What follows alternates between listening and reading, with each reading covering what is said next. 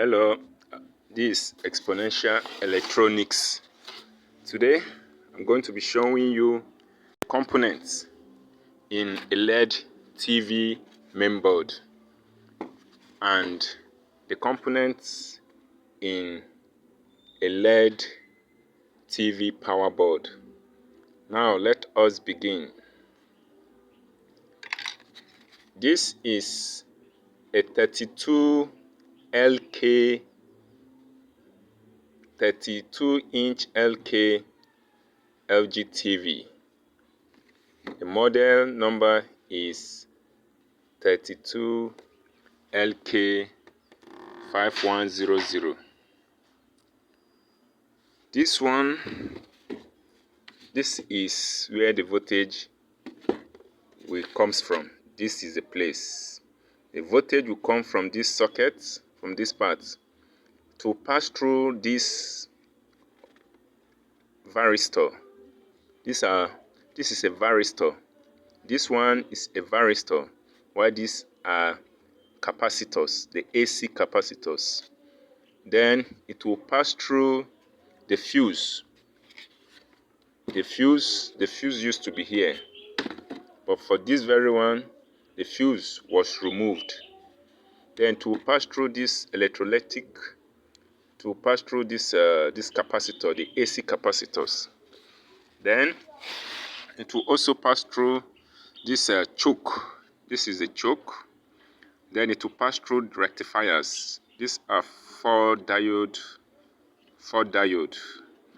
These are rectifiers. They convert the AC to DC. Then it will pass through the AC. The rectifier will convert the AC to DC. The DC will come straight to these capacitors. Then from these capacitors, to pass through these capacitors and go down to a MOSFET.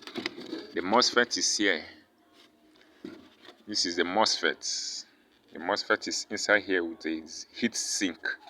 Now this MOSFET has the gate, the drain, and the source. To pass through this MOSFET and be fitted in this capacitor. This capacitor's value is 50 volts and 10 microfarad. That is 10 UF. This is the capacitor. Then it will pass from here and go straight to autocoupler. This is autocoupler.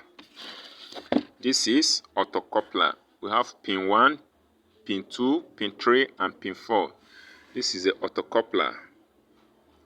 Then from this autocoupler, remember, this is a PFC, power factor correction. Through the help of these MOSFETs, this power factor correction will convert or boost this voltage to this rectifier. So from here you can measure your 12 volts. This is a rectifier diode. You can see it. It is a rectifier diode. Then from this power correction, the voltage, the 12 volts will go to the logic units of the mainboard. These are the logic units of the mainboard. Sometimes we call them the input and the output units. The input and the output units. Those are the AV ports. AV for the audio and video units. This is the controller chip. The controller chip, the voltage is 1.5 to 1.8. Then we have other electrolytic capacitors that are here to filter the voltage for this IC. The screen will be connected to. Yes, these are coils. Those coils, they help to stabilize the voltage that will pass through to the screen. The screen voltage is 12 volts. Then, when you come down to this side, this is the audio IC. This is audio IC. Yes, for audio.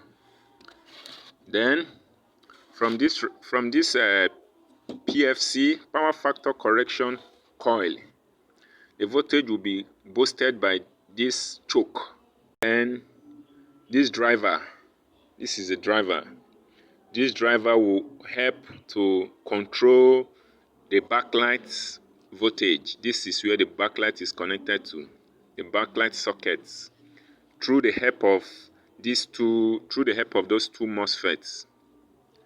This driver drives those two MOSFETs, and the voltage will pass through this diode. You can see the diode. It will pass through this diode. This is the anode and the cathode. It will pass from the anode down to the cathode.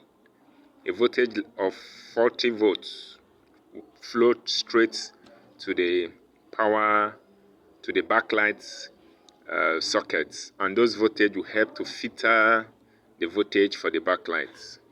So this is also a rectifier. 12 volts is here, and also 12 volts is here. These are rectifier. These are USB ports, 5 volts USB ports. This one is HDMI ports. When you see it in this form, this is HDMI ports. This is your RF connector parts, your RF connector. This is your RF connector. So this is a good analysis of LED TV components. Yes, these are the components so far. In my next channel, in my next video, I'm going to teach you how to replace and how to test those components whenever they are defective. Yes, so I will also tell you the importance of heatsink on a controller chip. One thing I would also like you to know is that the MOSFET that is here has a driver. Every MOSFET has a driver. But once you are not using a MOSFET, once you are using an STRW6053N controller, the controller has both MOSFET features and the driver features. And when you are using the IC STRW6053N, you don't need a driver to support your MOSFET. Once you connect it to the board, it serves as N channel MOSFET and as a driver to boost your PFC choke. So that is it. Thank you for this channel. Once more, you are welcome to Exponential Electronics. Thank you.